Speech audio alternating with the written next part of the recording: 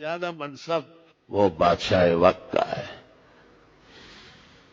حضرت عمر رضی اللہ تعالیٰ عنہ کبھی کبھی دکھ کے ساتھ فرماتے، اللہ تعالیٰ کی رحمتیں ہو ابو بکر پر، تم لوگوں کی سہولت کے لیے مجھے خلیفہ چن لیا۔ صحابہ نے درخواست کی تھی ابو بکر سے، آپ چن لے کسی کو۔ آپ نے کہا میرے بعد قیامت تک عمر سے بہتر آدمی نہیں آئے گا، اور پوچھا کہ تم عمر سے بہتر جانتے ہو؟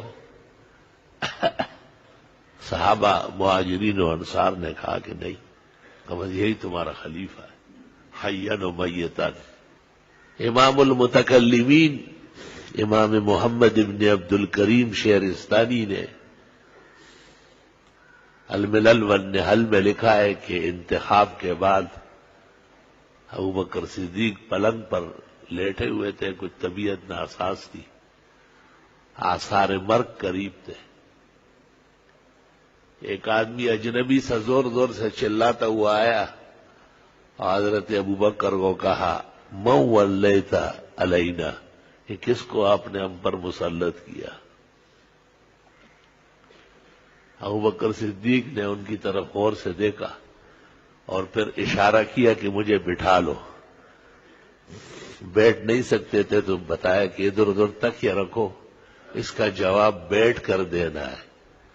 اور پھر اس شخص کو بلایا اور کہا لو سئلت عنہ یوم القیامہ، اگر یہ سوال مجھ سے قیامت کے میدان میں ہوا لأقولن، تو میں کہوں گا والذی نفسی بیدہ لولیت علیہم بعدی خیر الرجال، میں نے اپنے بعد کائنات کا بہترین انسان منتخب کر کے خلیفہ بنایا رضی اللہ تعالی عنہم اجمعین۔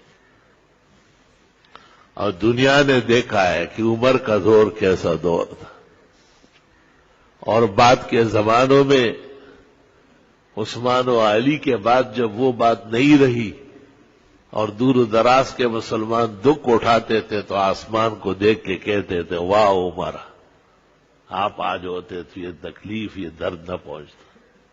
اللہ کی عجیب شان تھی کہ ان کے دور میں عدل و انصاف کا دریا بہتا تھا۔ انسان تو کیا کہ حیوانات بھی سکھ محسوس کرتے تھے۔ لا الہ الا اللہ واستغفر اللہ واتوب الیہ۔